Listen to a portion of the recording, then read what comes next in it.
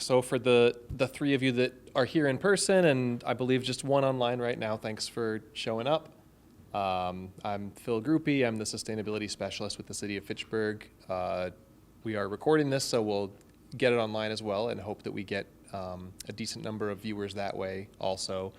But joining us here is Ted Redmond, who is with Pale Blue Dot out of the Twin Cities. They're a consultant that's been working with Fitchburg for the last year plus to get us started on this sustainability plan process.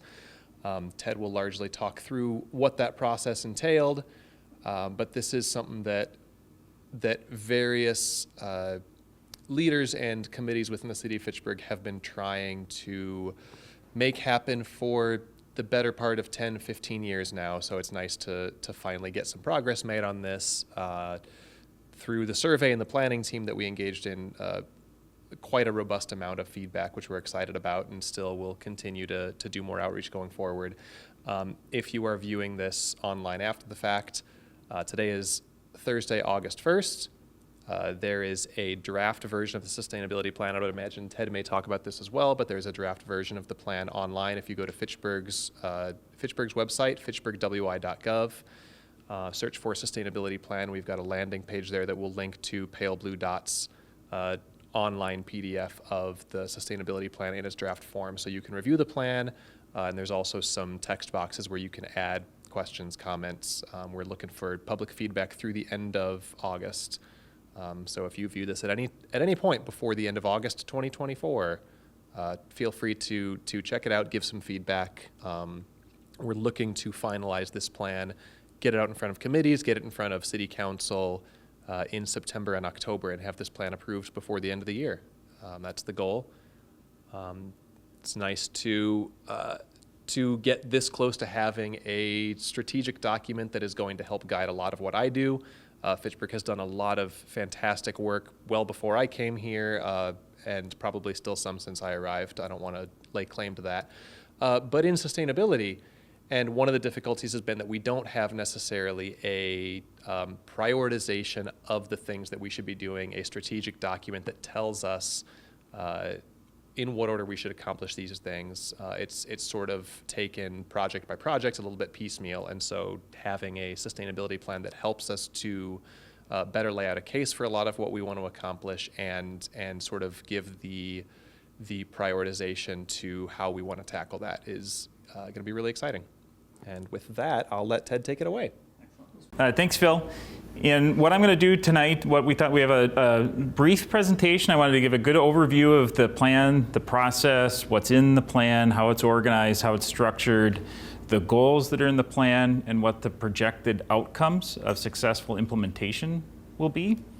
Offer an opportunity for Q&A, and then really definitely want to try to give you an opportunity to review the detail of the draft plan, because there's a lot of content in it, so it's difficult to do as a presentation, but to give you a chance to review the content of the draft plan and write any comments and so forth. And as Phil said, we also have an online opportunity for reviewing it, which really is helpful for us to get input. So with that as just a brief introduction, again, I'm Ted Redmond with Pale Blue Dot. My background, I'm a registered architect, still registered in Minnesota, gave up my registration in Wisconsin. But I used to practice traditional architecture, but I've transitioned my career, and over the last 10 years, I focus specifically on sustainability and climate planning, typically at the community scale, sometimes county scale, and then sometimes institutional scale. But over the last 10 years, we've worked with about 70 municipalities doing different sorts of similar efforts. They're not all sustainability plans or climate action plans. But we've worked with about 70 or so communities in about 22, 23 states now, and we're grateful for that work. So the process that we went through in developing this plan, when we're all said and done, will be at about 18 months. So that 18 months, we're a little short of that right now, but we're pre-anticipating when we're actually done. So about an 18-month process altogether. Our process is we do a lot of baseline research. So we have 5 foundational documents where we tried to collect as much data as possible, generate some additional data, and then try to analyze that a little bit to give us a sense as to what the opportunities are. We've had community engagement, 2 online engagement opportunities, a survey when we started that was open for a number of months, and then right now there's an opportunity for online input as well, some community meetings, and very, very, very importantly, an extremely collaborative planning team that was made up of 30 individuals. And really this plan is collaboratively developed. Those folks really co-authored the plan. So I'm really just a facilitator. And those were people that included both city staff as well as volunteers, and they put in a lot of effort. So I cannot underscore enough how much they really contributed to making this plan a reality. So the foundational documents that I talked about, so there's 4 core foundational documents that just try to do as much research as possible. They were the vulnerability assessment, greenhouse gas inventory, and emissions forecast, ground cover study where we're just looking community-wide at the characteristics of our ground cover. From that we can calculate lots of things like carbon sequestration, micro heat island impacts, stormwater uptake, et cetera. And also a renewable energy potential study, which is a very high level, just trying to get a sense of what's the potential for distributed renewable energy in the community. And all of that is just to try to get us as much data as we can to start trying to formulate potential goals for the community and what do those goals mean? What would that mean for us? And so everything then got summarized into a baseline assessment document. The intent of that is to create a document that's easier for the planning team or the public to consume. Not everybody wants to read into, the data geek documents that the foundational ones are. So the baseline document summarizes it and also then puts forward potential goals that we identified based on our research. And so the intent for the potential goals is to be able to give the planning team a place to start. We've just discovered that when we work with collaborative teams, sometimes it can be a little hard for people to start learning how to engage that process. So we found that if we put ideas on the wall, people adapt much faster to being able to give them a pen, say, I like that idea, I don't like that idea, started getting a sense of what ideas they might like. So the baseline really just gave us a place to start with a lot of data backup. So I'm going to share a little bit about what's in the baseline documents, just a super high level.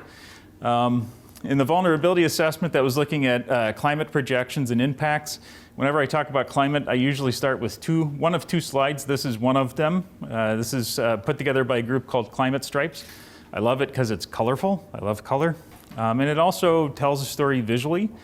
So each one of those stripes is the average temperature for the state of Wisconsin as a whole. If it's a blue stripe or a light blue stripe, it's cooler or colder than average. And if it's a red stripe, it's warmer or hotter than average. And one thing to talk about, flag with that, is that when we talk about averages with climate science, averages are a rolling 30-year average. It's just how climate science works. So that means that if it's a red stripe on the right-hand side of the screen, if you compare it to the blue stripes on the left-hand side of the screen, they become even redder because they're color-coded based on a 30-year rolling average. So it just illustrates that we actually have seen some increasing temperatures here in the state. Globally, 23 of the 25 hottest years on record globally have all occurred in this century, which is astounding considering that we're just in our 24th year. And in fact, the 10 hottest of all years have been the last 10 years. So we are definitely experiencing climate change globally as well as locally. As we start looking into the future, looking at climate projections, these are all based from a national tool from NOAA. It's a Climate Explorer tool. But as we look out, there are people alive today, children alive today through their lifetime. About the mid-century, so when they're middle-aged or so, those projections are pretty well anticipated. So we can anticipate those to happen. They're relatively baked in. As we look towards the end of the century, though, those projections are not baked in. Those have an opportunity for us to impact, to pull them down. based on our global emissions and the contributions that we all make to that. But as we look out into the future, we can see a daily increase in daily maximum temperature of about 12 degrees by the end of the century, potentially. An increase of average number of days a year over 95, going from 1 to about 45 days on average by the end of the century. An increase in allergy and growing season. Increase in overall precipitation, and very importantly, an increase in heavy precipitation. By the way, when we have an increase in heavy precipitation, that also illustrates for us that we can expect a change in how we receive precipitation. So getting rainstorms a little bit further and further apart, which means that we get ground drying out a little bit more and more between those rains, which also means an increased potential for flash flood or downed trees and so forth. Looking at Fitchburg's greenhouse gas emissions for the year 2022, we have about 135,000 metric tons in our transportation sector, about 276,000 in our buildings and energy, about 5,000 metric tons in solid waste emissions, and about 2,700 metric tons in our water and wastewater. Just to kind of give you a sense of what that means, we don't really have a sense of what a metric ton is as far as greenhouse gas emissions, because we don't see greenhouse gases, we can't smell them or touch them. If we put that together, that cube represents 1 year's worth of emissions from the community of Fitchburg. It's equal to about 8.2 billion cubic feet, or roughly 2,000 feet on a side. We're seeing this from about almost 2 miles away, just to kind of give you a sense of volume. The bicycle is part of transportation, but don't you think you should have a Cadillac Escalade or some other lousy SUV up there? I could. We're being visionary. Oh, okay. Yeah, we're illustrating our vision for the future with that. That's all the exhaling. That's right. That's right. That's right. That's a good point. I like that. Okay. So through the process, we did community outreach. Some of what we heard. We asked about climate change, actually, and interestingly, 96% of respondents indicated that they have witnessed some one or more effects of climate change. And more interestingly, 89% indicated that they had been personally impacted by one or more impacts of climate change. In terms of other issues and impacts that they reported being concerned about, you can see being concerned about availability of drinking water, air quality impacts, ecosystem loss, tree plant loss, and risks to vulnerable people were some of the top sort of vote getters, if you will. Overall, there were 4 key themes that we took away from our initial input. First of all, Fitchburg residents support municipal action and leadership.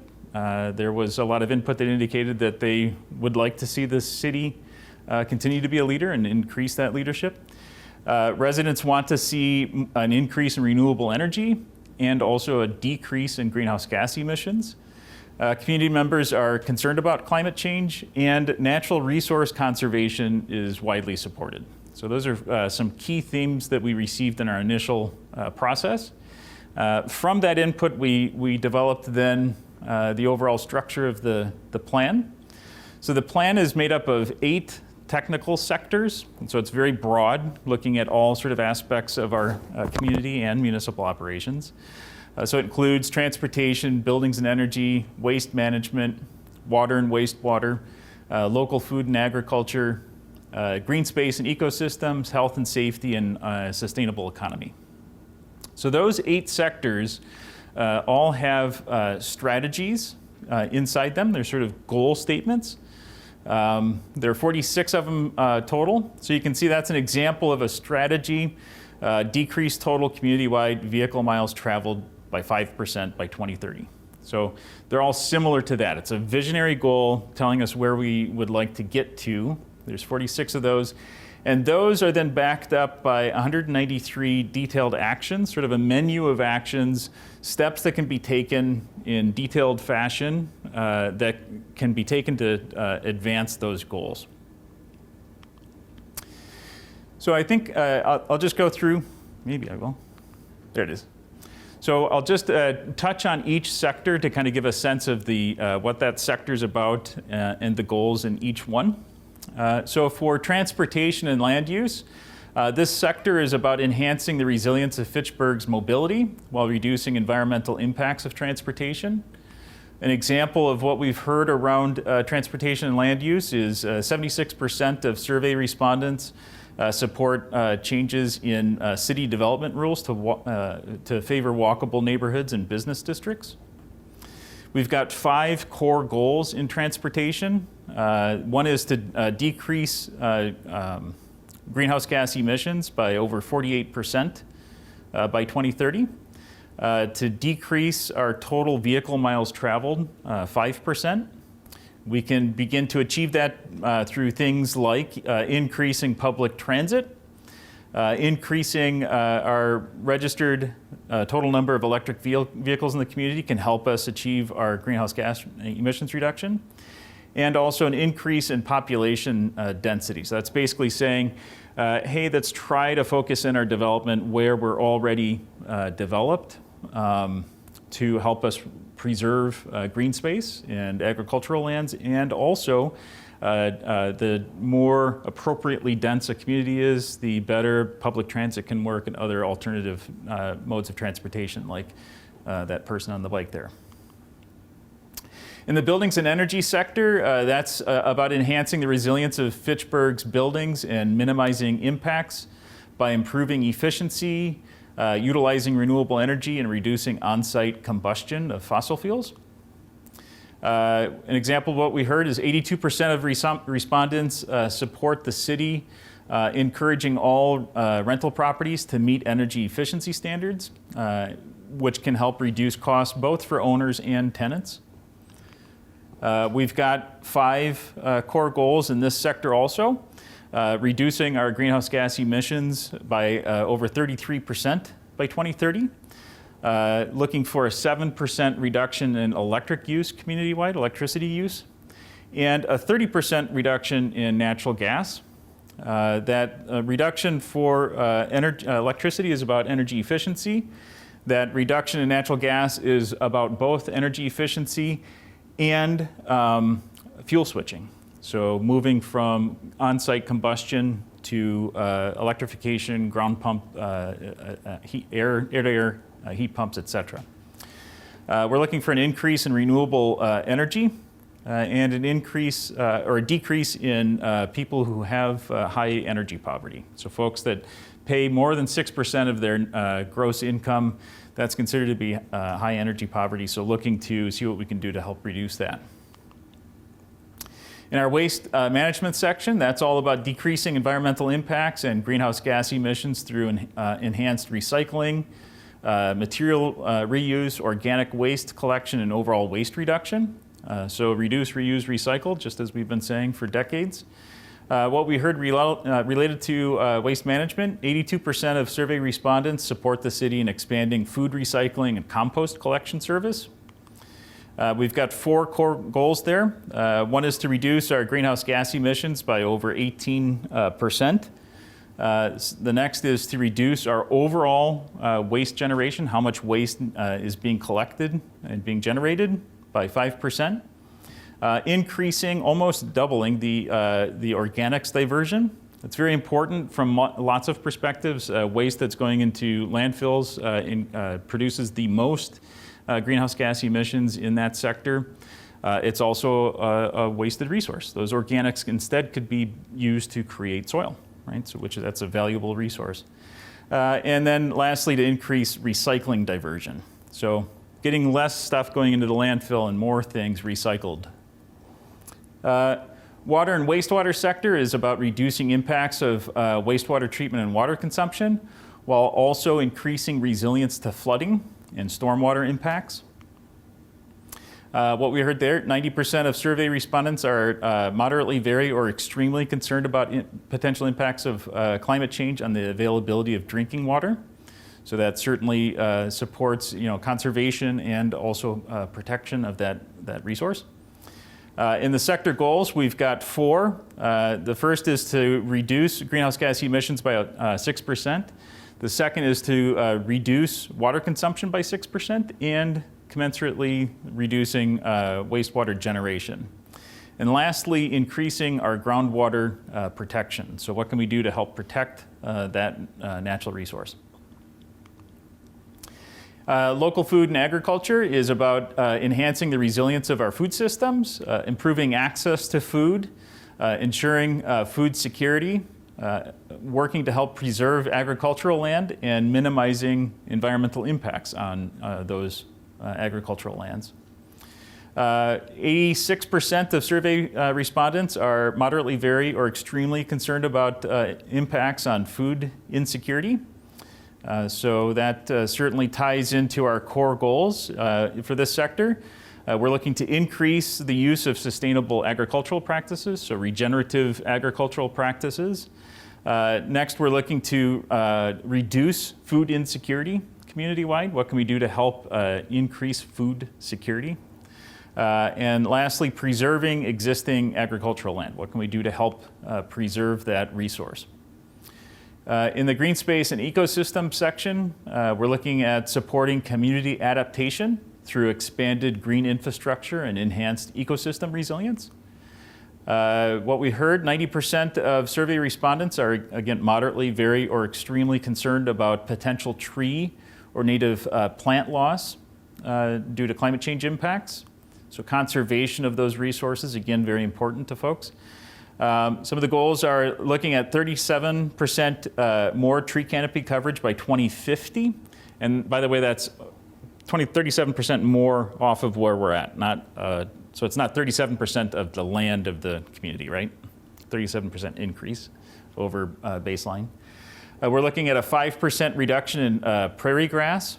Or, 5% increase in prairie grass and a commensurate reduction of turf. So if we have grass that we're mowing, maybe using pesticides on, are there opportunities for us to swap that out to native grasses, prairie grasses, wildflowers, et cetera?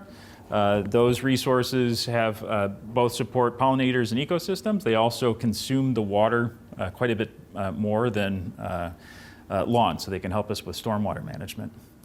Looking to decrease dark impervious surfaces, especially where we can have some micro heat island considerations, and increasing biodiversity and the climate resilience of our ecosystems. In our health and safety sector, we're looking to enhance community resilience by fostering strong community ties, robust infrastructure, and efficient systems. What we heard, almost 90% of survey respondents are moderately, very, or extremely concerned about potential risks to vulnerable people relative to climate change or other ecosystem impacts. Our three core goals here are to reduce vulnerability, increase resilience of our infrastructure, and increase adaptive capacity. So adaptive capacity, think neighbor helping neighbor, organizations helping organizations. How can we help each other and be aware of where resilience needs are, especially in times of emergency or extreme events, et cetera. And then lastly, our sustainable economy is about fostering Fitchburg's economic growth by prioritizing new sustainable enterprises and fair workforce advancement while increasing resilience and addressing climate change. We've got four core goals there. The first is to develop economic potential. So a lot of these other goals have opportunities associated with them. If we're going to if we're going to increase renewable energy, those are potential jobs. So why not capture that for Fitchburg? And supporting equitable workforce development. How can we help folks transition into the more sustainable economy, the green economy that will continue to evolve? Increasing local business resilience. The pandemic certainly taught us how certain things that may seem small at first can really turn into large impacts and can impact business resilience. So what can we do to help them think through how they can increase their own resilience and thereby helping us increase the resilience of the local economy? And lastly, how can we prepare for and guide climate migration? So climate migration actually is already happening. There's a number of communities that are experiencing that. We've done plans for a number of communities. Dubuque is a great example here in the region that they are already experiencing climate immigrants. And so it's an opportunity. How can we anticipate that, so maybe even turn it into a positive. The city of Duluth, for instance, is actively advertising themselves as a climate positive place to move to. So for folks that are in Florida that are getting tired of getting hurricaned out, or people in California that are getting tired of being burned out of their homes, it's a potential. On the flip side, just anticipating that it could happen. And so how do we just help make sure that if it does happen in Fitchburg, as it happens, how can we anticipate that so that it doesn't become a negative? It can be a positive. So the impact of the plan through successfully implementing the goals. Of course, the first impact is we've got 33 sustainability goals that are being advanced through that successful implementation. We also would achieve a cumulative reduction of 358,000 metric tons of greenhouse gas emissions by 2030. So that's adding up each year's emission reduction. And that's equivalent to eliminating over 7 billion cubic feet of human-made greenhouse gas atmosphere. Just to kind of give you a sense of how that breaks down. So some of those emission reductions are what we call business as usual. So some of the commitments that are already in place in terms of continuing to increase the greening of the electric grid, for instance. We can anticipate that each year fuel efficiency for vehicles get a little bit better and better as older vehicles kind of age out. So some of those things we can kind of ride those coattails. But you can see that the actions that we've got then for transportation, buildings, waste and wastewater, wastewater shows up as a zero. It's actually got a number, it's just a very small number because wastewater is already a small percentage. But those reductions all tally up to 38% of our current emissions, which leaves us with 62% remaining. So, just to share a little bit about what you can do, there's 3 things folks can do. For those of you here tonight, you can share your thoughts on the boards that are up around the wall. Those are all of the detailed actions and the strategies, so you can share your thoughts on that. For anybody that's online or watching this in a future evening, as well as for the folks here tonight, you can review the draft plan online. We would really love to have that. If you know of people that you think would be interested in reviewing the plan, or you're involved in an organization, you want to share the awareness that the plan's out there, we would love that. The more people we can get to give a review online, the better. It just gives us more input from more people. So there's a QR code there on the screen, and then also the URL that you can go to review the plan. That's available through the end of the month. And again, anything we can do to get as many folks taking it will be really awesome. And then the last thing that you can do is consider, if you want to consider ideas for your home or your workplace, you can explore each section has a what you can do with some links to resources where available. And it's a great opportunity to just for those of you that are maybe beginning a sustainability journey, it's got some ideas on things that you can do, both easier to do and maybe a little bit more challenging to do. So something for everybody, hopefully. So I'm happy to answer any questions also if there are any. Okay. So, good work, Ted. I appreciate that you've been down here. Got to get your card later. But I was curious, have you run into many of the communities that you were showing in the beginning that are now requiring developers of any kind to demonstrate why they can't do more clean energy generation on site, for example, rooftop solar, when applying for a permit in a community? I mean, I know that's a thing. Maybe it's only in Boulder and Seattle, but I'm curious what you're seeing around some of these other places. Yeah, so it is a thing in some communities, but the communities that we've worked in, it hasn't become a thing yet. And I say that only because you never know, right? But by and large, what most communities do, and even the actions that you'll see in the draft plan, it's around, first of all, what can we do to inform the opportunities that it represents? What can we do to help connect with resources? Are there opportunities to help support through grants or funding? Because there is funding out there, not necessarily directly from the city, but how can we be aware? I mean, there are grants that come out that could be very relevant. The IRA, the Inflation Reduction Act, which was just passed last year, has a pretty significant evolution of the financial benefit associated with on-site solar, for instance, that now more entities can access that couldn't before. It also extends it. So there's a lot of really good information that we can share that illustrates why that's a benefit to folks, property developer, property owner, either way. Some communities have explored, and I think there's a couple that have implemented, but I'm not certain, so I don't want to say that for sure. But the idea of you don't need to prove to us why you can't or why you didn't, but what we would like for you to do is, as you submit your your building permits, we would like for you to show that you've just studied it. So submit a solar feasibility is an action that some communities have done. It's a kind of low bar. There's lots of folks that will do feasibility assessments for free or very, very low cost. And the intent with that is just simply making sure that folks are aware of the potential financial benefits that it could provide, but not a requirement to do anything about it. So I do know that there are some communities that have explored that. So, and then there are some that will literally have some renewable requirements, but that's not in our plan. Ted, I'm a lifelong communications person, communications in the health sphere, and I always learned that to get people to do things, you have to show them models of what the good thing to do is. And I think that's really required here, now that we're at this point with this plan, which is really good. The city doesn't have any official communications person. What do you suggest from what you've learned in other communities for a community like this to do to get a good communication plan to sell it to the community?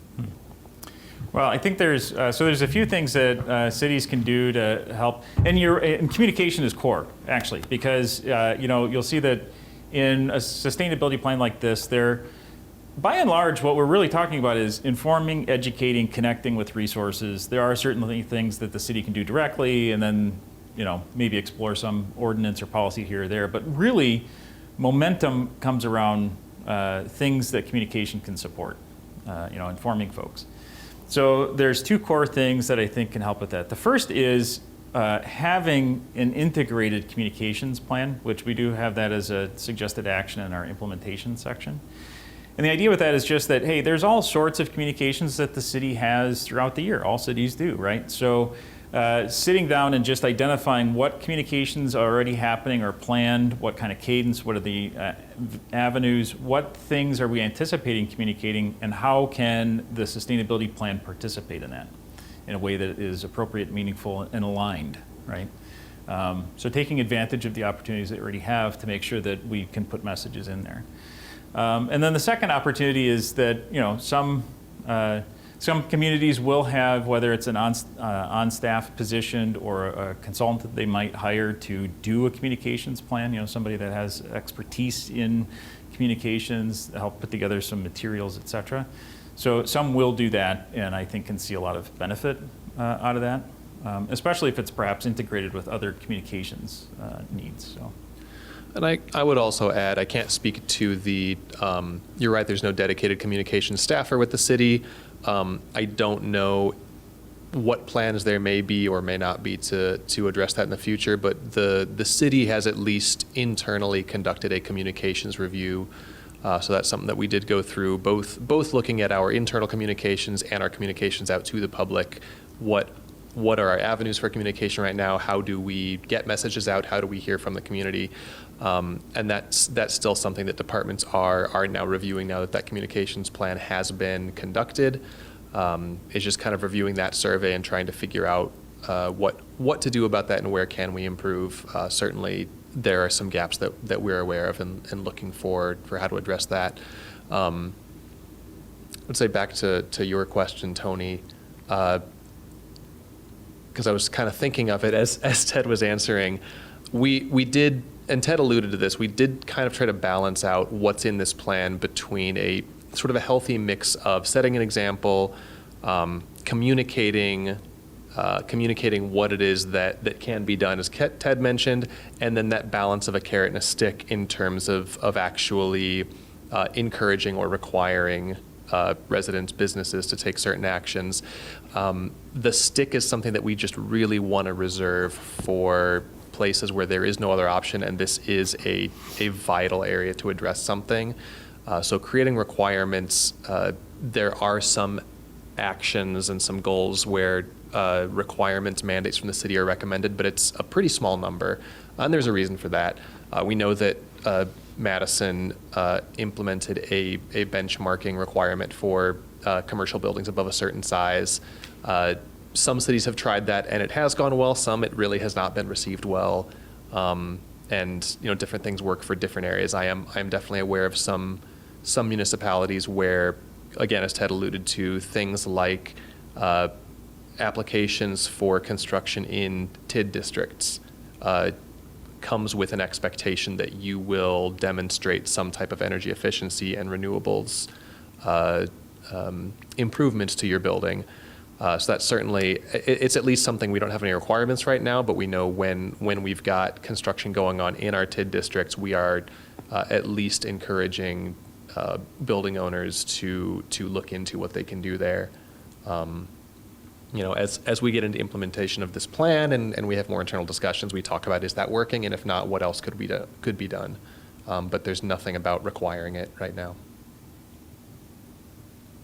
And that would, just to kind of piggyback on that, that would be another example of, there are cities that do that. If I, the city, give you, the developer, cash, or, I'm helping to pay for the project, or a tax benefit that helps to pay for the project, then there are cities that will say, if we do this, then here's a menu of things, you have to do 2 of them, or 3 of them, or whatever. Or, explicitly, we want you to do A and B. So there are cities that do that. Are there some that you're aware of that are within 100 miles? Let's see, 100-mile radius. 200. Eau Claire, yeah. Eau Claire, I think, does. Eau Claire does, I think. La Crosse, I think, is looking at it if they don't already. Outside that range, City of St. Paul does, I know. There may be some in Illinois, but I'm winging on that one. We have a question from Joyce online. I don't know, Joyce, if you've got your microphone working or want to type the question in. Actually, I have my audio on. So I've followed this plan from day one as part of my duties as assigned. And I just want to make a few comments, Ted. First of all, I was really disappointed in the fact that our business community was not engaged in this process. Maybe somebody who lives here, but I feel like this is a huge impact. It may put us at a competitive disadvantage in the future when we talk about mandates and other kind of requirements. And I guess it's just very disheartening to hear that the city wants to add more things like a solar analysis for construction when we're in a crisis right now about coming up with affordable housing. So any little thing like that where it may seem, something that's reasonable to you, it has an impact. And instead of, I just really have, and I feel like I put a lot of comments and questions into the first draft, and nothing changed in the second draft. And, we're already, staff is already tapped, we're at capacity. And when I look at 193 initiatives, that's like a whole department. So I guess I feel like it's a little, and you just mentioned St. Paul. We're not St. Paul. We're not Madison. We're Fitchburg. And we do a damn good job of sustainability up to this date. Our businesses, a lot of them are very conscientious of the environment and do a lot of things on their own. But to push somebody to do something I just feel like you're taking away a personal choice and a right. And Phil and I talked about different things like, we have a couple major highways going through our community. We can't control the greenhouse gas emissions from the vehicles that come through there. There's just so many things that are out of our control. And I just feel like they weren't recognized. And while I love a lot of things in the plan, there's a lot of things that I think need improvement. And, as I said, I've tried to make my comments be known. I guess, and we'll see where the council goes with this, because we don't even have the dollars to even implement. And when you talk about grants are really a 1970s thing. Yes, there's an awareness now because of the pandemic. But grants are going to be few and far between at this point. We're working right now on doing energy efficiency in some of our older multifamily. But we capitalized a housing fund, so it's not taxpayer dollars. It's coming from all taxing jurisdictions. But I think if the preference was out there to the residents, if this would have a financial impact on living as you are right now, how would you feel? Because obviously this would be, funding would have to come from someplace. And I'm guessing it would probably have to come from the general fund. So I guess I just would like to hear your comments on that and your feedback, because it did disappoint me, because I feel a lot of times that our business community is taxed without representation, because not all of the owners live here, but they have a truly large vested interest in the community, and they're an awful huge contributor to the quality of life here as well. Okay. There's a lot in there. I'll try to respond to them. The first thing I'll say is that the examples that I was talking about relative to renewable energy were not the plan. The question that I was understanding was, what are examples of do communities require certain things? And I was trying to respond to that question through the lens of do communities. As Phil talked about, there are not requirements in the plan. There's encouragements. There are a few things that say, hey, investigate this ordinance change or this policy change, but that is not a requirement. That could only be a requirement if you go through the appropriate policy change process, right? So the plan itself doesn't have any requirements for any business. So that just is not in the plan. So anything that's in there would be voluntary for both businesses and residents. I will say that a lot of the things that we're encouraging would actually be a benefit to lots of businesses or residents if they can explore it and if they can make that happen. So renewable energy, if it works, will save people money. I can say that absolutely, because if it doesn't save you money, it doesn't have the right ROI, return on investment, therefore it doesn't work for that property. And I, as a solar geek, would say don't put solar on that property because it's not going to work for you. If it works, though, it will save money, period. As far as business community engagement, we've held surveys and community meetings, and there was a broad invitation for participation in the planning team that was made public with everyone through the city's communications resources. And I can say that I would anticipate that businesses had equal opportunity to be aware of these opportunities. They certainly weren't excluded. So I would agree. We'd love to get more input from as many people as we can, both businesses, underrepresented populations. So help wherever we can get the word out. That's wonderful. That would be very helpful. So, Ted, can I ask you when you're talking about underserved populations? So you're making an assumption, and it's just not this plan, but it happens a lot of times. There's an assumption that everybody has access to the internet, And, you know, we have seniors that maybe don't know how to use a computer. I mean, was there a postcard sent out? Was there, and then I also would like to know percentage of respondents versus number of households. Because, you know, when you put 90% or 96% up there, you're making an assumption that that's a community-wide consensus. It's only of those who responded. Right, which is exactly the way we describe it. I'm probably one of those that was a 96% that agreed with some of that. But also, you have to realize there's a lot of people that haven't had a say in this too. Absolutely. It's been invited.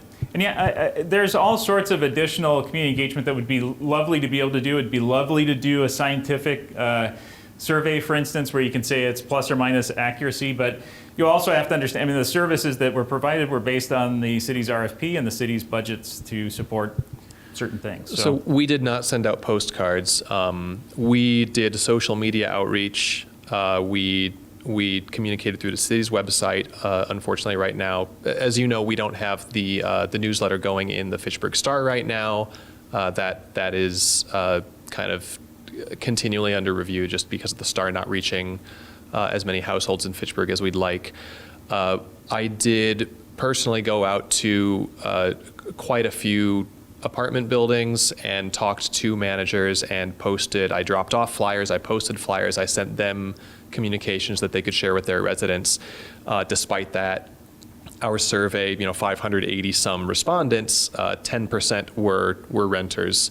We know we didn't get a demographically representative response in our survey. We don't love that. We tried, and there, of course, are always things we could have done more, we could have done better, but we did try to get as many respondents as possible. We know that there are gaps. We don't take the survey as the be-all, end-all. It is consistent with numerous national surveys that have been conducted using more scientific methodology, as Ted mentioned, that show that 60-70% of Americans are concerned about this, do agree that climate change is an issue. So, the point of the survey is not to say this underpins everything that we're putting into this plan. The point is to say that, like the rest of the country, most of the rest of the country, Fitchburgers are concerned about climate change and would like to see things done to try and mitigate it. But yeah, of course, there's always more that can be done. This plan is also not the final say in what happens. This plan sets forth a number of goals that we want to push to accomplish, assuming that council does approve the plan. These are outcomes that we want to see. These are the goals that we have in these 8 different sectors. We're not going to accomplish all 193 actions. We know that. We intentionally made some of them very achievable. We made some of them really ambitious. And there are certain actions in there we cannot accomplish if we don't find partners to help us, if we don't find grant funding, if other things don't become available.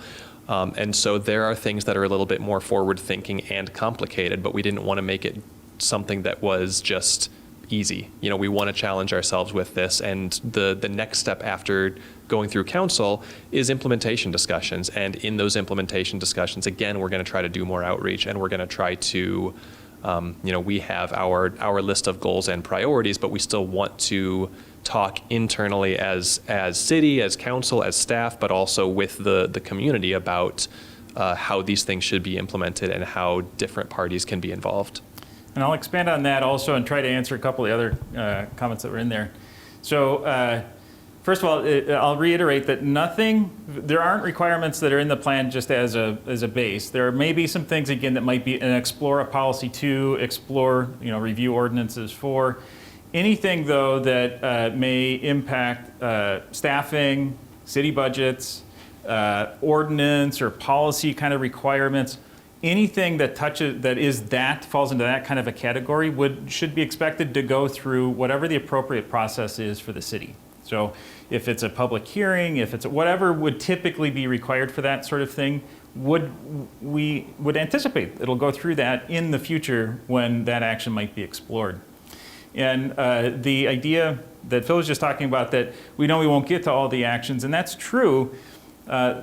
The advantage, though, of having a menu of actions, as I think about it, is that you'll find some things of opportunity. So why not do those? If we can just, hey, this is a thing we can integrate into what we're doing already. We just have to change our perspective a little bit. Why not do what you can do? If you become familiar with the actions that are in there, if all departments become familiar with the actions that kind of relate to their typical day-to-day work, you can also find opportunities that you may not think will be an opportunity. And in fact, grants are not a 1970s thing.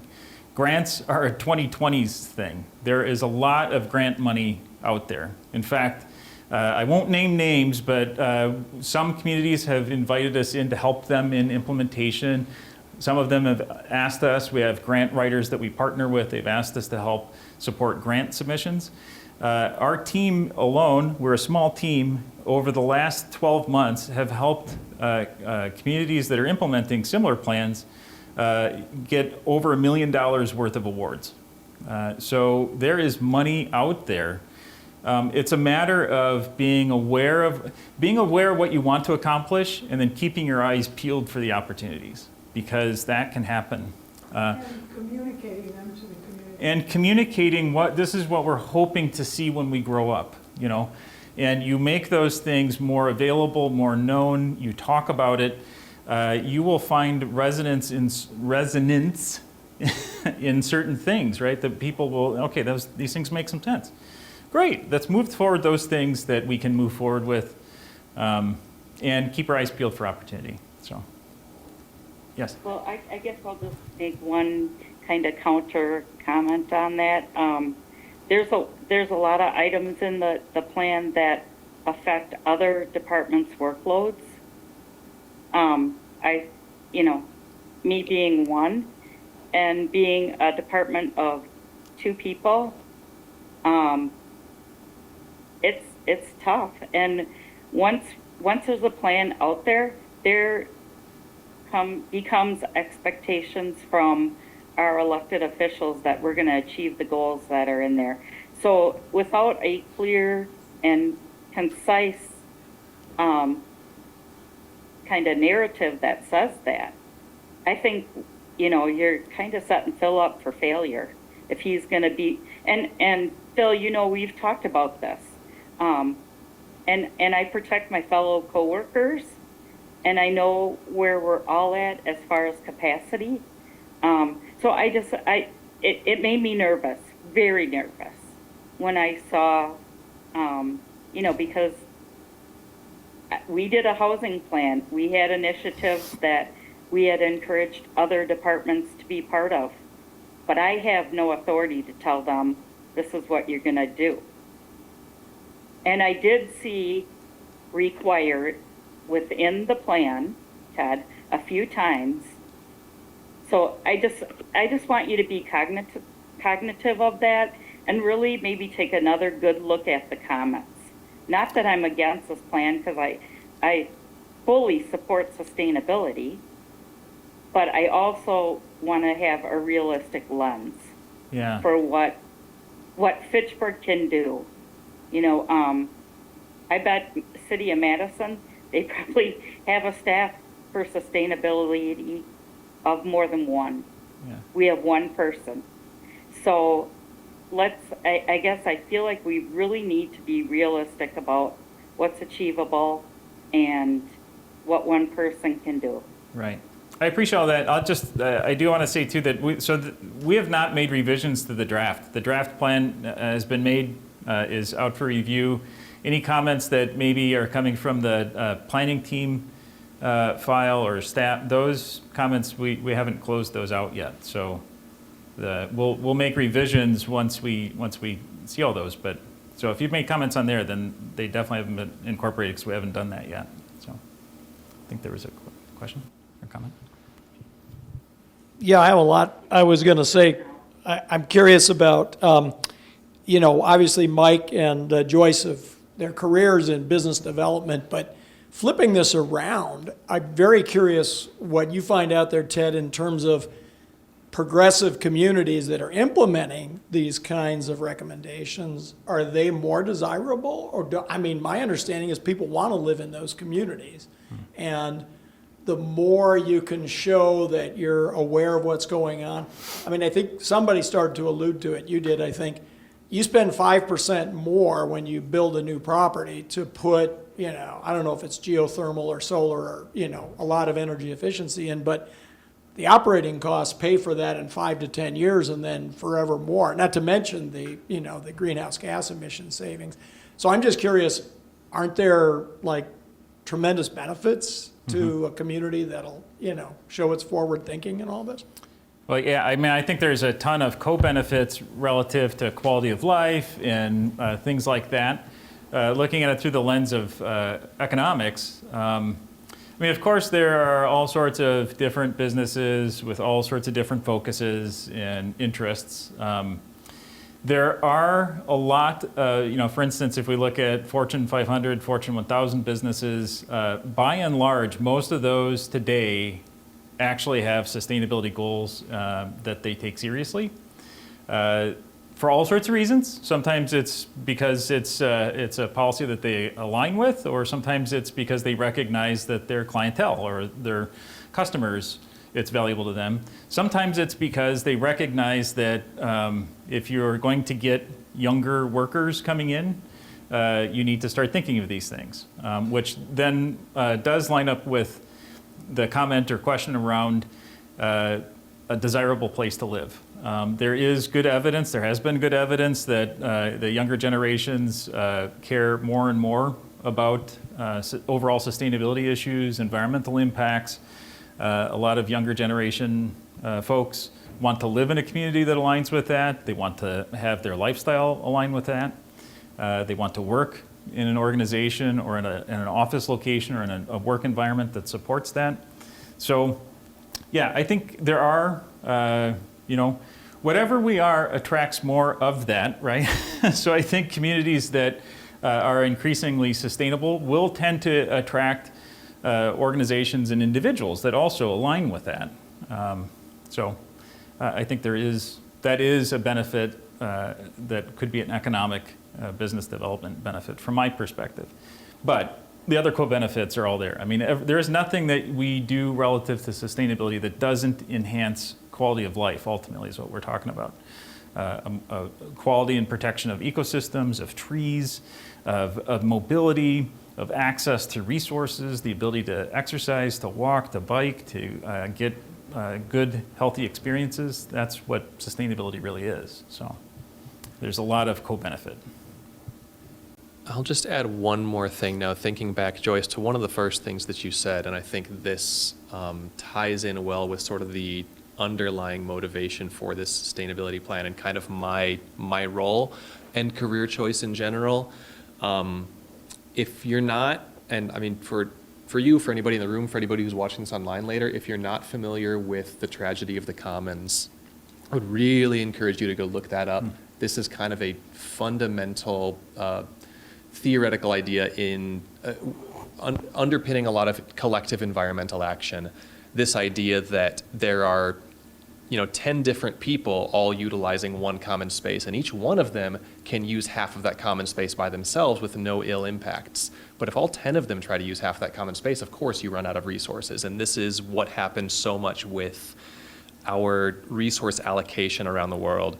The idea that, we have two major highways coming through and around Fitchburg, and we can't control what happens there, and that's absolutely true. And we have to recognize the limitations of what we can do as one city. But there are Paris Climate Accords that the United States has signed on to, and essentially every other nation in the world has signed on to. And what every nation said is, we're going to do what we can, what we're capable of to address this climate emergency. And what each community in those nations now has to decide is, what can we do, because we are part of that collective now? What can we do as a community to address that climate emergency, to address these environmental issues? as Fitchburg, we can't control the highway traffic. What we can do is we can encourage more bicycling and alternate transportation. We can encourage more people to buy EVs, and then when they're driving on those roads, they're not contributing as greatly to those emissions. And so it's kind of recognizing we're all part of this global collective. What can we now do to make the Earth's resources last longer, to make the Earth's air and water systems a little bit cleaner, because we've in some way contributed to the problem, and now in some way we want to figure out how we can contribute to a solution. Thank you. Thank you. You're getting a clap from me because I totally agree with you, John. Thanks, Joyce. It's just a hard thing to comprehend with just one person and the resources and the staff capacity that we have. That's my concern. For sure, and we will continue. I've talked already with Deanna. I will continue to talk about realistically, how do we implement this? That's going to have to be an ongoing conversation. Do we have the resources? If not, is it possible to allocate more resources? And we'll find that balance, and we'll be clear about that with council, with the mayor, with Chad. These are the things we'd like to do. Here is where our current resources fall short of that, and now we've got to figure out as a city, you know, how much of a priority are those things. That'll have to be an ongoing conversation, for sure. Great. Thank you.